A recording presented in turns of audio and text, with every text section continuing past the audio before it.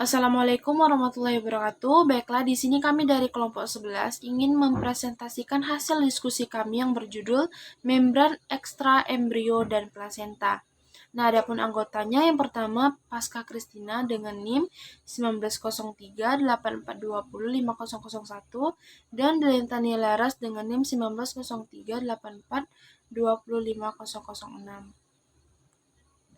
Nah, adapun materi pembahasan yang akan dibahas pada hari ini yaitu yang pertama pengertian membran selaput ekstra embrio dan plasenta, yang kedua jenis-jenis membran selaput ekstra embrio, yang ketiga proses pembentukan selaput ekstra embrio pada berbagai kelas vertebrata, yang keempat struktur plasenta, dan yang terakhir macam-macam plasenta. Nah, untuk materi yang pertama itu akan dijelaskan oleh saya sendiri, yaitu pengertian membran ekstra embrio dan plasenta.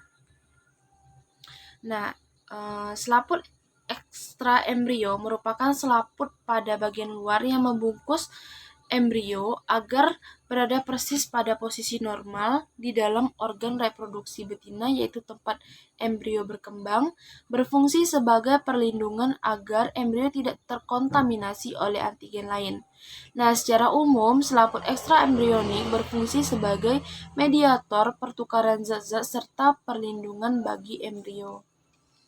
Nah, selanjutnya itu pengertian dari plasenta merupakan struktur khas pada mamalia yang perkembangan embrionya terjadi di dalam uterus atau intrauterin.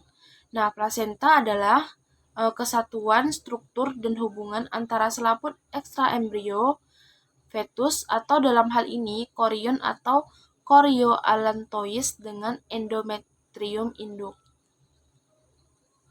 Nah, adapun fungsi dari plasenta ini secara umum yaitu sarana selektif bagi pertukaran nutrisi, yang kedua organ endokrin atau penghasilan hormon yang paling penting selama kebuntingan, yang ketiga pencegah atau barier bagi percampuran langsung antara darah fetus dengan darah induk. Nah, yang terakhir itu imunologi dan farmakologi. Nah, selanjutnya yaitu macam-macam membran ekstra embrio. Yang pertama itu amnion. Nah, amnion ini berasal dari bahasa Yunani. Amnion yang berarti membran fetus seperti kantong tipis yang berasal dari somatopleura, membentuk suatu kantung menyelubungi embrio dan berisi dengan cairan amnion di dalamnya. Nah, yang kedua yaitu karion. Nah, karion ini berasal dari bahasa Yunani, chorion yang berarti kulit. Karion adalah membran embrio yang paling luar dan berbatasan dengan cangkang atau jaringan induk. Nah, jadi merupakan tempat pertukaran antara embrio dan lingkungan. Yang ketiga yaitu allantois. Allantois ini, selaput allantois merupakan selaput yang terbentuk dari tonjolan dinding usus belakang atau head gut yang menyerupai kantung.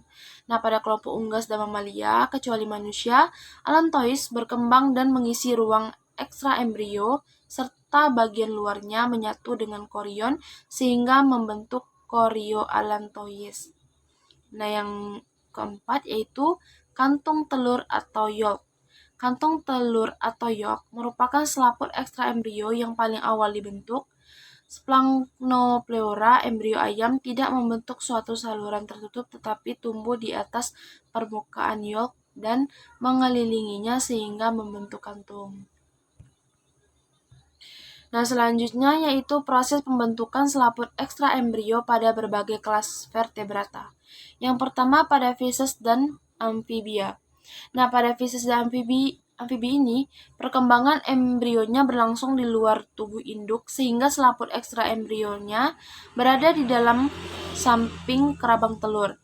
Perkembangan selaput ekstra embrio pada feces dimulai setelah tahap gastrulasi dan neurulasi selesai.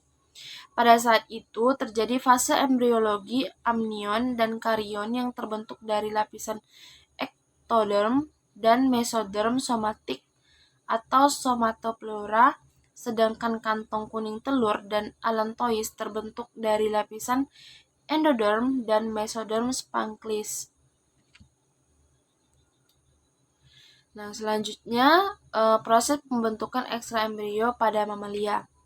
Nah, perkembangan selaput ekstra embrio pada mamalia hampir sama tahapan yang terjadi pada pembentukan selaput ekstra embrio aves, hanya terletak perbedaannya pada kuning telurnya. Untuk lebih jelasnya, ada beberapa tahapan dalam perkembangan selaput embrio mamalia. Yang pertama yaitu amnion. Nah, perkembangan awal dari amnion membentuk dinding ruang amnion. Nah, kantong amnion berasal dari sisi embrio dan terbentuk lipatan yang berasal dari selapis mesoderm dan ektoderm, kemudian tumbuh meninggalkan embrio. Yang kedua yaitu perkembangan yolk. Yolk pada mamalia terbentuk dari endoderm dan mesoderm yang disebut splanchnopleura.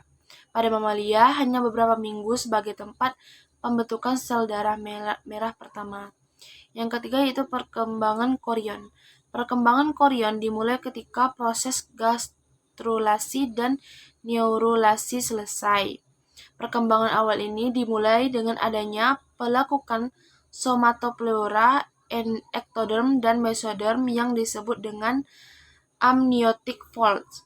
Nah, yang terakhir yaitu perkembangan allantois. Allantois berkembang dari headgut berbentuk kantong kecil, kemudian terus berkembang hingga menjadi selaput ekstra embrio yang mengelilingi embrio di luar amnion. Nah, baik, itu saja yang dapat saya sampaikan. Terlebih dan kurang saya mohon maaf. Sekian dan terima kasih. Saya Pasca Kristina. Di sini saya akan menjelaskan materi selanjutnya, yaitu tentang proses pembentukan selaput ekstra embrio pada aves dan reptil. Nah, pada aves dan reptil, selaput ekstra embrio ini bersifat sama dan homolog.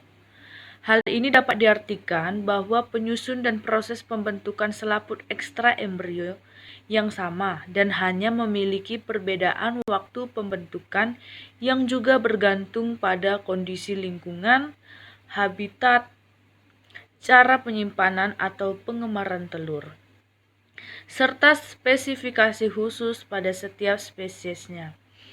Nah, ada beberapa tahap pembentukan selaput ekstra embrio pada aves dan reptil, itu ada 4 tahap.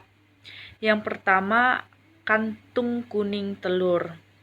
Nah, di mana kantung kuning telur ini merupakan selaput ekstra embrio yang dibentuk pada paling awal dan dibangun oleh splanchnopleura dengan endoderm di sebelah dalam dan mesoderm splanching di luarnya.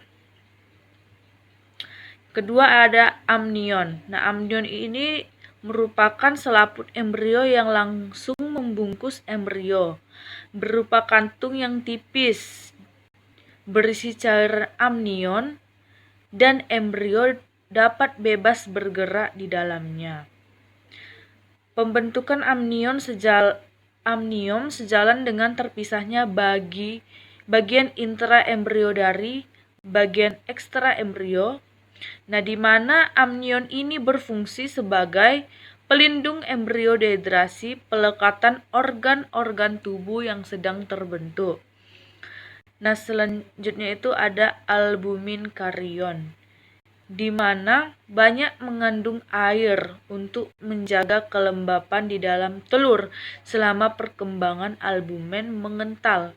Mengapa? Karena airnya semakin berkurang.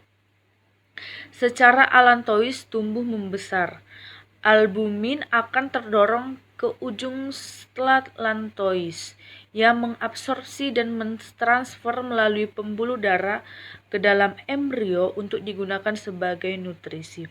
Selanjutnya itu ada karion, di mana karion ini merupakan selaput embrio yang terluar. Dia terbentuk oleh lipatan ke arah luar dari amnion. Nah, susunan lapisan luar dan di dalam karion berlawanan dengan amnion. Oleh karena itu, karion kadang-kadang disebut amnion palsu atau false amnion.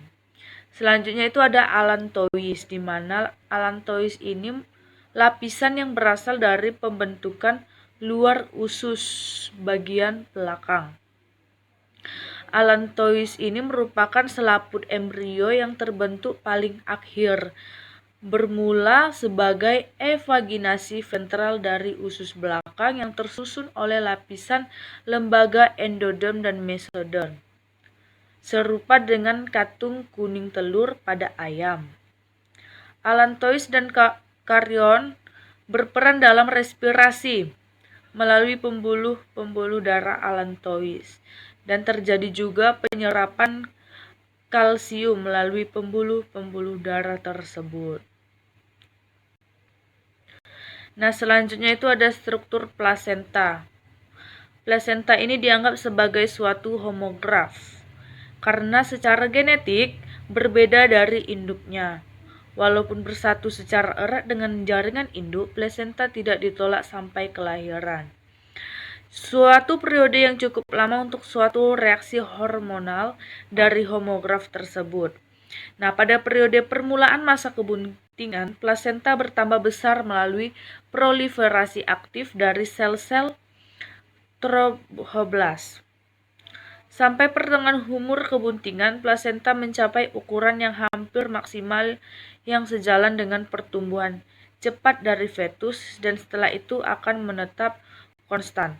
Untuk memungkinkan terjadinya pertukaran fisiologi yang maksimal, daerah permukaan plasenta diperluas baik oleh pelipatan komponen-komponennya seperti pada babi atau oleh pertautan intim antara fili korion dengan kripta endometrium seperti pada ruminansia. Selanjutnya itu macam-macam plasenta. Berdasarkan morfologi makroskopisnya serta daerah perlekatan korion dengan endometrium, plasenta dibagi menjadi 4 tipe. Yang pertama, plasenta diffusa, di mana plasenta tipe diffusa ini mempunyai fili-fili korion yang halus dan menyebar secara merata. Daerah perlekatan korion dengan endometrium terdapat pada seluruh permukaan korion. Contohnya hewan yang mempunyai plasenta jenis ini kuda dan babi. Selanjutnya ada plasenta tipe Cotyledonaria, di mana mempunyai fili-fili korion tidak menyebar merata, namun mengelompokkan pada daerah yang terpisah yang disebut cotyledon. Contohnya itu hewan yang mempunyai plasenta tipe Cotyledonaria yaitu hewan sejenis ruminansia. Selanjutnya itu ada plasenta tipe Zonaria yang mempunyai ciri-ciri adanya pengelompokan fili-fili korion yang terdapat pada sepertiga daerah tengah korion seperti bentuk pita yang menyelubungi permukaan korion. Contohnya itu hewan yang mempunyai plasenta zonaria adalah hewan kelompok karnivora. Selanjutnya ada plasenta tipe discoidal, di mana ditandai dengan adanya pengelompokan fili-fili korion yang membentuk daerah seperti cakram atau disk. Sementara perlekatan korion dengan endometrium terjadi pada daerah cakram tersebut. Plasenta discoidal tunggal dijumpai pada manusia, sedangkan plasenta discoidal ganda dijumpai pada monyet. Nah, selanjutnya berdasarkan tebal tipisnya barir plasenta. Plasenta dapat dibedakan menjadi 4 macam plasenta. Yang pertama, plasenta epiteliokorial, di mana mempunyai ciri dinding endometrium induk tidak mengalami peluruhan secara epitel endometrium induk, berikatan langsung dengan korion fetus. Contohnya hewan dengan plasenta epitelikorial ini adalah kuda dan babi juga. Selanjutnya ada plasenta endoteliokorial, di mana mempunyai ciri-ciri penunjang endometrium induk mengalami peluruhan saat implantasi, sehingga endotel atau dinding pembuluh darah induk langsung berdekatan dengan korion fetus. Jaringan epitel uterus dan jaringan ikat sekeliling pembuluh darah induk mengalami perusakan. Contohnya hewan yang berplasenta endotheliokorial ini adalah karnivora, seperti kucing, anjing, dan harimau. Selanjutnya ada plasenta hemokorial, di mana hewan ini selain epitel dan jaringan penunjang endometrium, endotel pembuluh darah induk mengalami kerusakan, sehingga darah keluar dari pembuluh darah dan membuat lakuna-lakuna darah barir plasenta paling tipis. Contohnya itu hewan berplasenta hemokorial itu adalah manusia, kera, dan rodensia.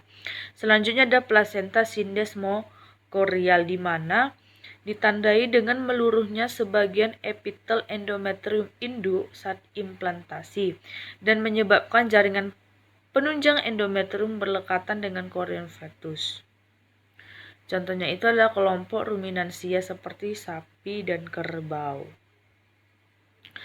Selanjutnya itu ada plasenta dibagi berdasarkan luruh dan tidaknya jaringan endometrium induk saat implantasi atau partus atau koko, dan tidak pertautan antara jaringan embrio dan jaringan induk.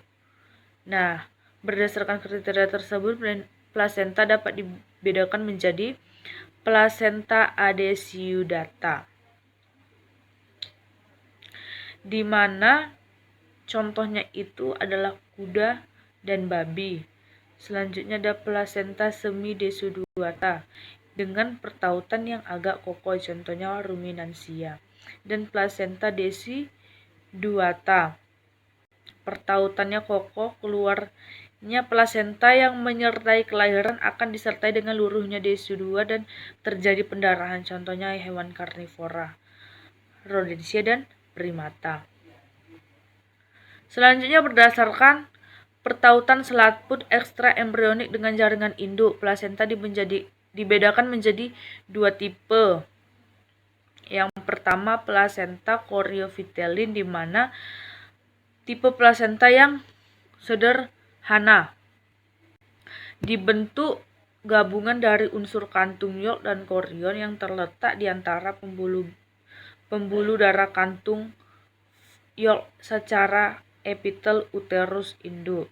Contohnya itu pada hewan dengan tipe plasenta choriovitelin ini adalah hewan berkantung dari genus Didepis dan Marcopus. Yang kedua ada plasenta chorioallantois, di mana tipe plasenta ini berasal dari unsur embrio, yaitu selaput korion dan selaput allantois yang berbatasan. Contohnya itu adalah golongan mamalia yang memiliki plasenta sejati, termasuk manusia dan sebagian besar mamalia lainnya, serta marsupialia dari genus Paramales dan Dasyurus. Sekian penjelasan kelompok kami. Terlebih dan terkurang kami mohon maaf. Terima kasih.